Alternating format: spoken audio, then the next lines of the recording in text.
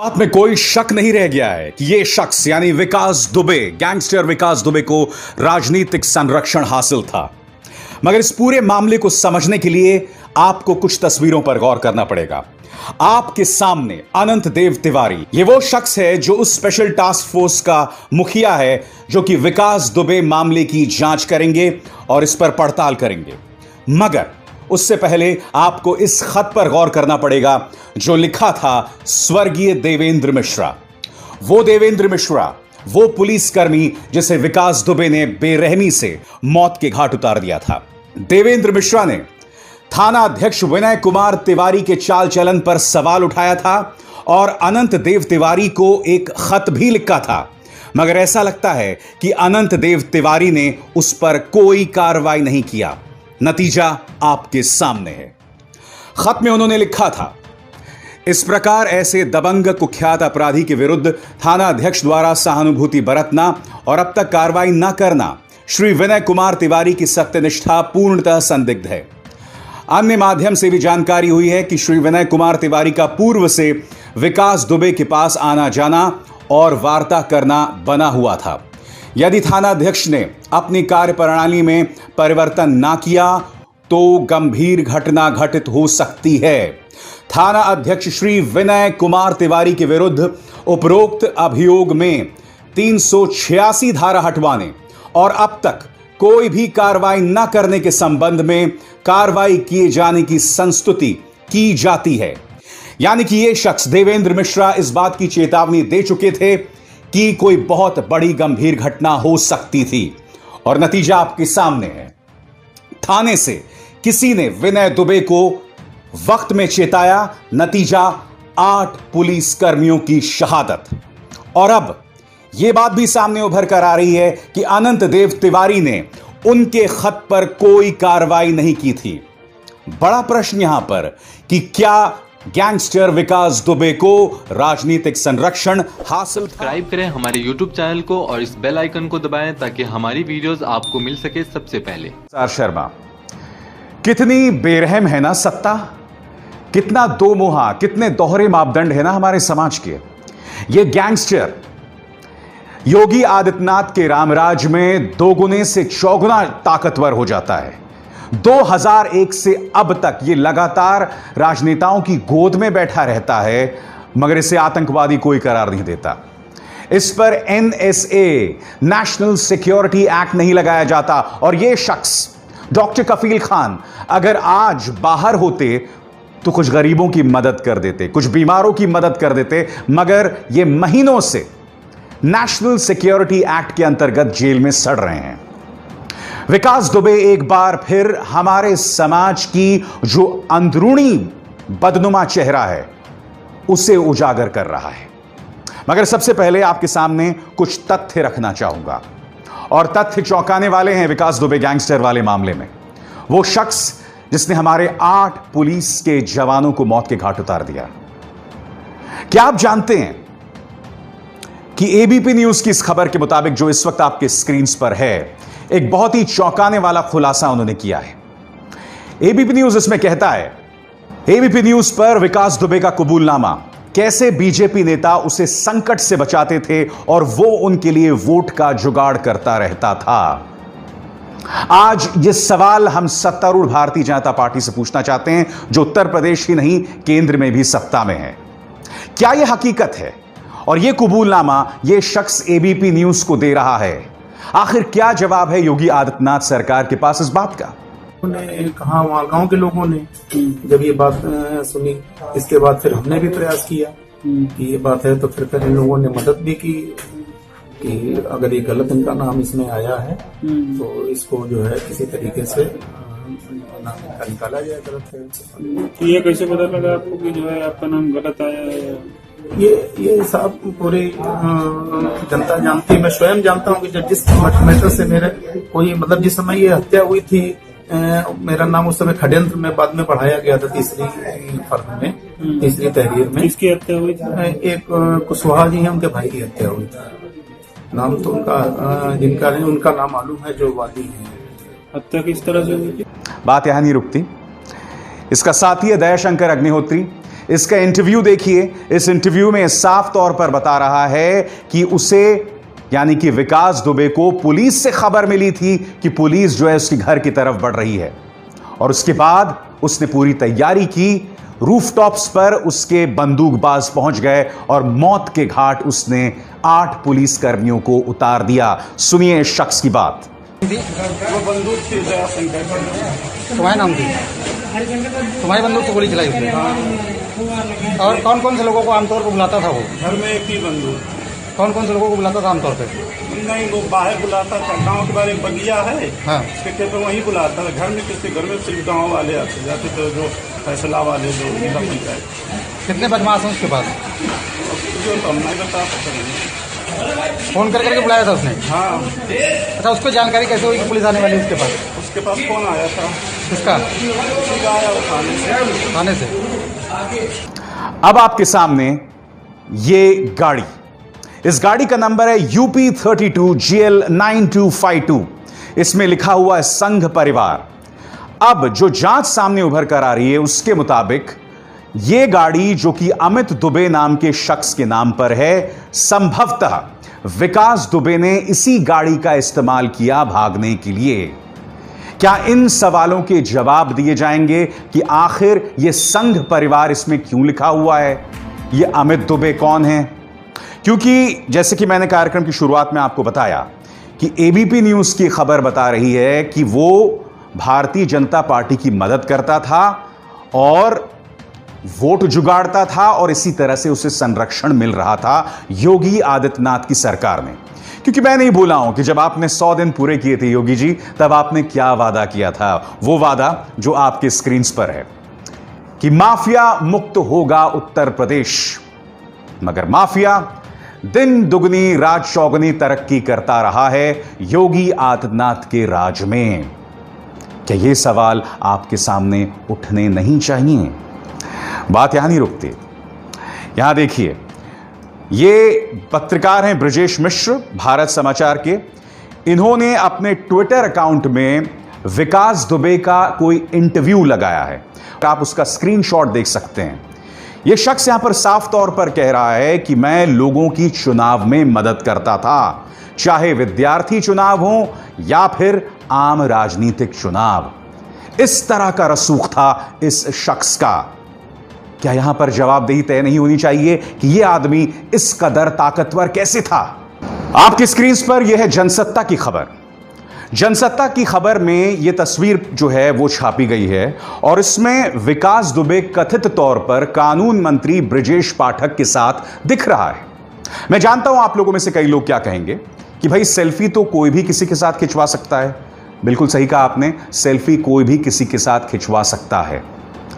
मगर यह सवाल यहां पर उठना इसलिए जरूरी है कि जैसे कि ABP न्यूज की रिपोर्ट ने कार्यक्रम की शुरुआत में आपको बताया कि किस तरह से विकास दुबे जो है उसका सीधा लिंक था भारतीय जनता पार्टी के नेताओं के साथ। क्योंकि क्या यह माना जाए कि थाने का SHO जिसे सस्पेंड कर दिया गया था, क्या उसी की जानकारी के तहत विकास दुबे को पता चला कि पुलिस दबिश डालने आने वाली है? कहीं ऐसा तो नहीं है कि उसे राजनीतिक सरपरस्ती थी? Retired IAS officer Surya Pratap Singh, जिन पर हाल ही में इस वक्त एक केस कर दिया गया था, उन्होंने इस तस्वीर के बारे में क्या कहा आपकी स्क्रीन पर। अब क्या कानून मंत्री के ऊपर मुकदमा करवाएंगे योगी सरकार? क्या उन्हें मंत्री परिषद से बर्खास्त किया जाएगा? मेरे जैसे सामान्य व्यक्ति पर एक सवाल पूछने पर मुकदमा करने वाले अब कहां गए? एक मंत्री को बचाने के लिए अब पूरी मीडिया लग गई है। क्या विकास दुबे को भाजपा का खुला संरक्षण है? सूर्य प्रताप सिंह यहां पर कड़े तेवर अपनाते हुए क्या इस सवाल का जवाब नहीं दिया जाना चाहिए? बात यहां नहीं रुकती है। आपके सामने मैं दिखाने वाला हूं दैनिक जागरण की एक खबर, और इस खबर का शीर्षक बहुत ही सनसनीखेज है। यह खबर यह बोलती है कि थानेदार को पीटकर 24 घंटे पहले ही दे दी थी चुनौती विकास दुबे ने। 1 जुलाई को शिकायतकर्ता को पीटा था। चौबेपुर थाना प्रभारी पहुंचे तो उनसे भी मार पीट कर मोबाइल छीन लिया था। और खबर क्या कहती है मैं आपको पढ़ के सुनाना चाहूंगा।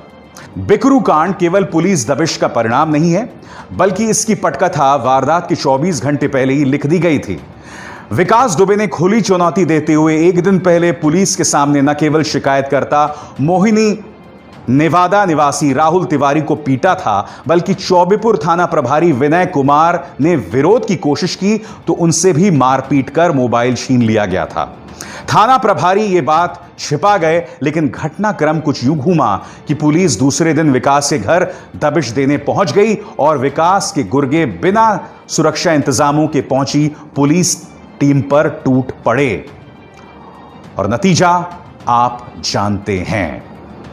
आज ये सवाल पूछना पड़ेगा कि जिस शख्स ने साल 2001 में भारतीय जनता पार्टी के एक राज्य मंत्री संतोष शुक्ला की हत्या की, उस पर योगी आदित्यनाथ के कार्यकाल के शुरू से ही दबिश क्यों नहीं डाली गई? शुरू से ही इस पर कड़ी कार्रवाई क्यों नहीं की गई?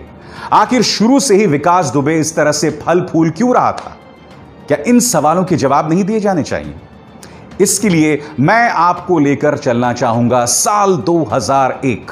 आपके सामने यह खबर है अमर उजाला की, और यह खबर क्या कहती है मैं आपको पढ़ के सुनाना चाहूंगा।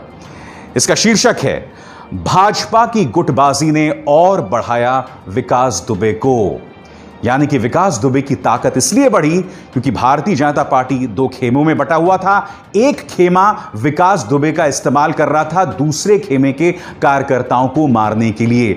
अब मैं आपको यह खबर का एक छोटा सा हिस्सा पढ़ के सुनाना चाहूंगा।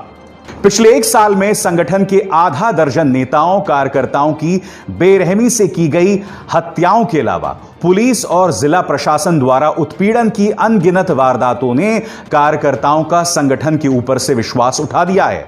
पूरा संगठन श्यामा बिहारी मिश्र और प्रेमलता कटियार के खेमों में बटा हुआ है। विकास दुबे को भाजपाइयों पर कहर ढाने में भी पर्दे के पीछे भाजपा के बड़े नेताओं का ही हाथ है। सुना आपने? विकास दुबे के पीछे भाजपा के बड़े नेताओं का हाथ है। और ये बड़े नेता कौन हैं? इस खबर के मुताबिक प्रेमलता कटियार के बेटे की चुनाव में जीतने में मदद किसी और ने नहीं बल्कि इस गैंगस्टर विकास दुबे ने की थी। मगर हम कैसे भूल सकते हैं कि 2001 में किस तरह से भारतीय जनता पार्टी के एक नेता की निर्मम हत्या, वो भी थाने के अंदर पहुंच के 25 प्रत्यक्ष गवाहों की मौजूदगी में इसने हत्या कर दी थी और बाद में उससे वो बरी हो जाता है, क्योंकि जो 25 के 25 गवाह हैं वो पलट जाते हैं।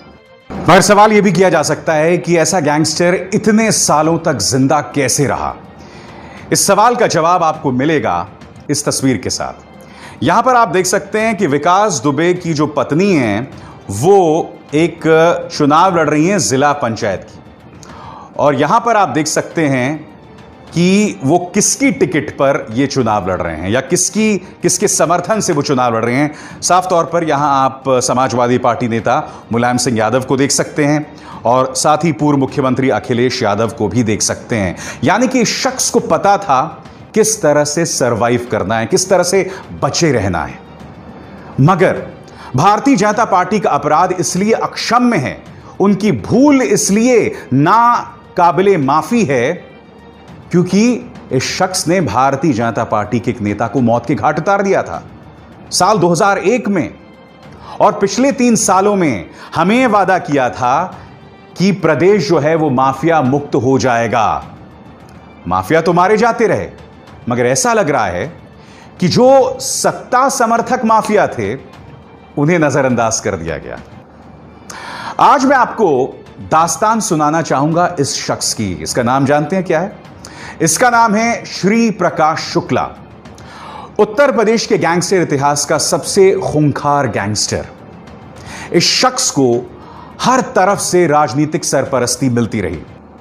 जब इसे भागना होता था एक राज्य से दूसरे राज्य तो सिर्फ ये एक फोन खंगालता था, खड़खड़ाता था और आसानी से दूसरे राज्य की पुलिस उसे राज्य में प्रवेश करने देती थी। क्यों? क्योंकि तमाम राजनेताओं की नब्ज उसके हाथ में थी। तमाम राजनेताओं के गंदे काम ये शख्स श्री प्रकाश शुक्ल करता था। यह आदमी इस कदर ताकत में अंधा हो गया था कि वो लोगों को बेरहमी से मार देता था। बिहार में जाकर उसने वहां के एक मंत्री को भी मौत के घाट उतार दिया था। उसी तरह से लखनऊ में दिन दहाड़े उसने राजनेताओं को मौत के घाट उतार दिया, और उसने अति तब कर दी जब उसने इस शख्स यानी कि उत्तर प्रदेश के पूर्व मुख्यमंत्री कल्याण सिंह तक की सुपारी ले ली। बताया जाता है कि उसने करीब 6 करोड़ में पूर्व मुख्यमंत्री कल्याण सिंह की सुपारी ली थी। उस मामले को दबा क्यों दिया गया? क्या पुलिस अगर थोड़ी तहकीकात करती तो क्या जड़ तक नहीं पहुंच सकती थी? क्योंकि मामला प्रदेश के मुख्यमंत्री का था, तो आखिर क्यों खामोशी साध गई भारतीय जनता पार्टी? आप जानते हैं, कुछ पत्रकारों के व्हाट्सएप ग्रुप्स में मैंने एक चर्चा देखी। कुछ लोग अप्रत्यक्ष तौर पर विकास दुबे का समर्थन इस तरह से कर रहे थे। वो ये कह रहे थे कि क्या जरूरत थी उनके बंगले को तोड़ने की, क्योंकि विकास दुबे के माता पिता तो गैंगस्टर नहीं है, तो क्या जरूरत थी आपके बंगले को तोड़ने की, बताइए। वो ये भी कह रहे थे कि विकास दुबे की जाति को सामने लाने की क्या जरूरत है।